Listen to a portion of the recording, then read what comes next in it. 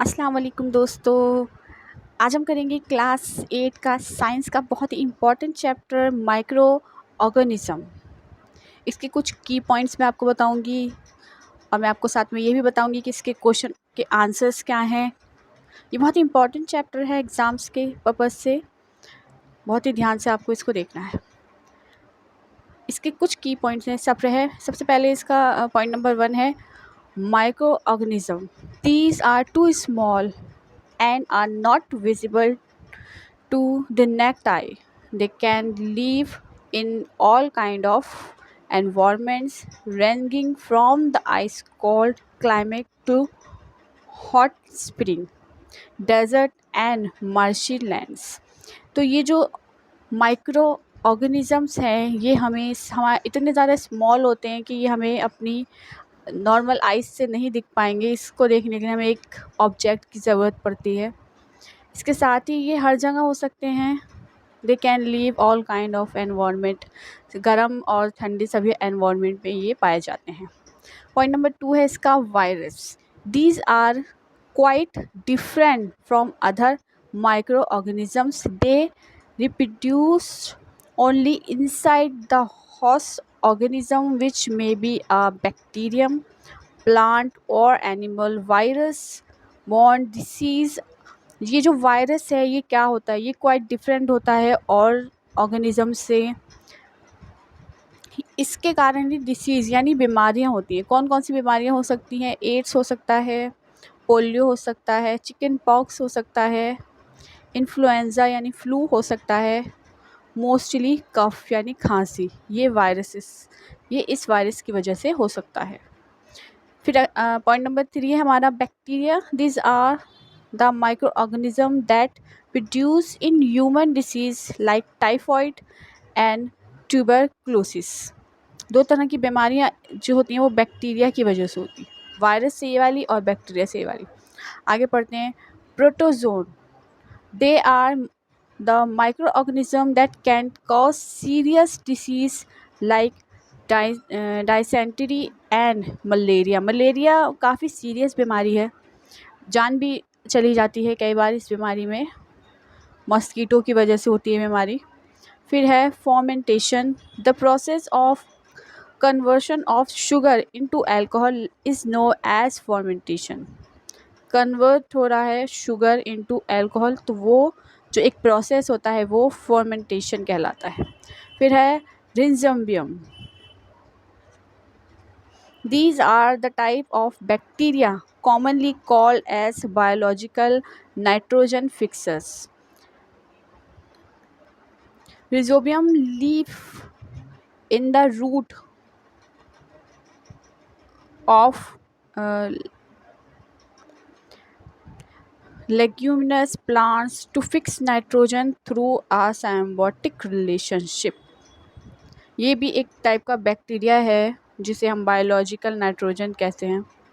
आगे पढ़ते हैं pathogens. Disease causing organism are called फोटोसिस।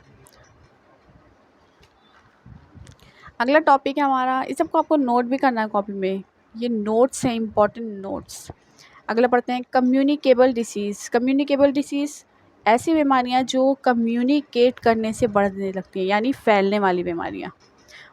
Microbial disease that can spread from an infected person to a healthy person through air, water, food और physical contact are called communicable disease. वही जो मैंने बताया वही इसमें लिखा हुआ है। किसी इन्फेक्टेड पर्सन के कांटेक्ट में अगर आप आते हैं तो आपको ये वाली बीमारियां किसके द्वारा हो सकती हैं? हवा के ज़रिए हो सकती हैं, वाटर का झूठा पानी पीने से, खाना खाने से, या कोई फिजिकल कांटेक्ट, हाथ मिलाना, गले मिलना। For example cholera, common cold, chicken pox, tuberculosis are some of such disease. ये बीमारियां ऐसी हैं जो कम्युनिकेबल डिसीज़ होती हैं। फिर है microwaves. Micro organism are also called microwaves carriers. Some living being carry the microorganism that spread disease. They are called carriers. कुछ ऐसे माइक्रो ऑर्गेनिज्म होते हैं जो डिसीज़ को स्प्रेड करते हैं, उसको कैरियर बोलते हैं। For example when flies sit on garbage and animal extract. जब एक मक्खी कचरे पे बैठ रही है तो वो, और फिर कहीं और बैठ रही है तो वो स्प्रेड कर रही है, गंदगी फैला रही है। इसी तरह एनिमल एक्सट्रैक्ट, जो मरे हुए जानवर होते हैं या उनका जो मल वगैरह होता है वो भी एक तरह से डिसीज़ फैलाता है हवा के ज़रिए। Stick to their bodies which are transfer when fly sit on the food. तो ये कचरे पे बैठने के बाद मक्खी बैठ रही है खाने वगैरह पे, वही चीज़ हम खा लेते हैं तो वो डिसीज़ का कारण बनती है।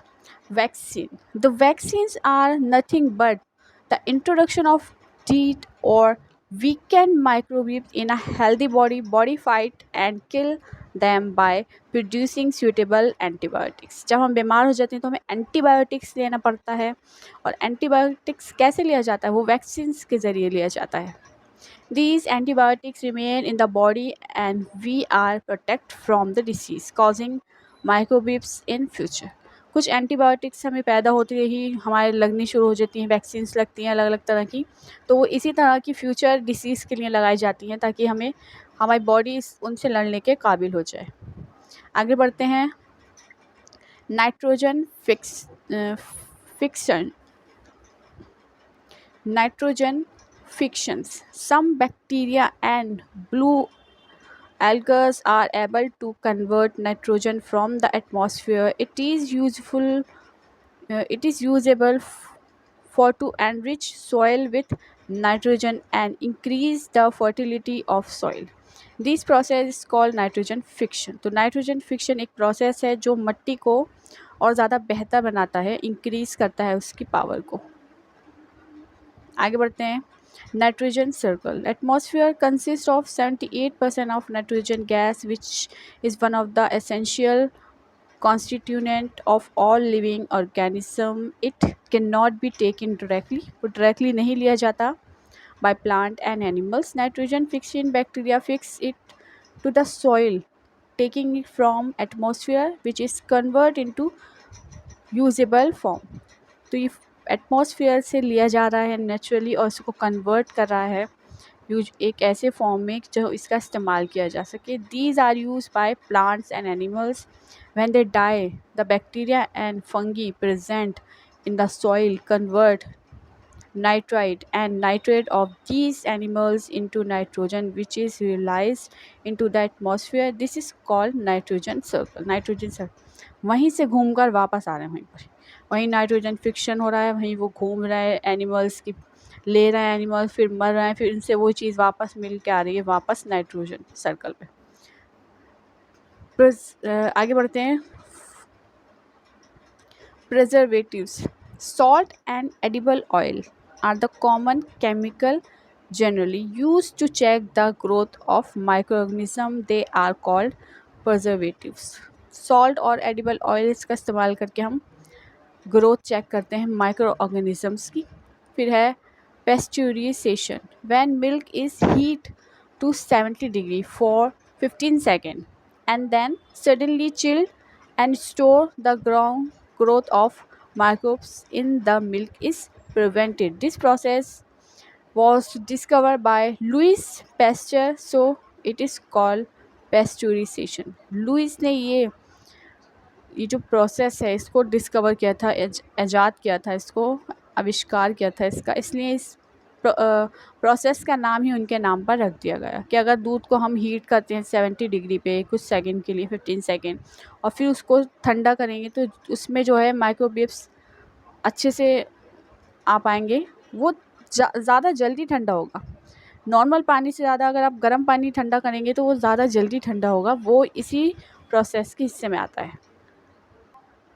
ये इसके कुछ डायग्राम्स हैं, आपको एनसीईआरटी बुक में भी मिल जाएंगे ये डायग्राम्स।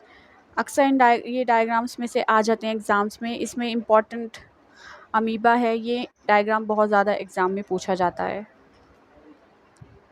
क्लोमाइडोमोस, इसके अलावा ब्रेड मॉल्ट, एस्परगिल्स, पेनिसिलियम और वायरसेस। कोविड वायरस जैसा दिख रहा होगा ये आपको।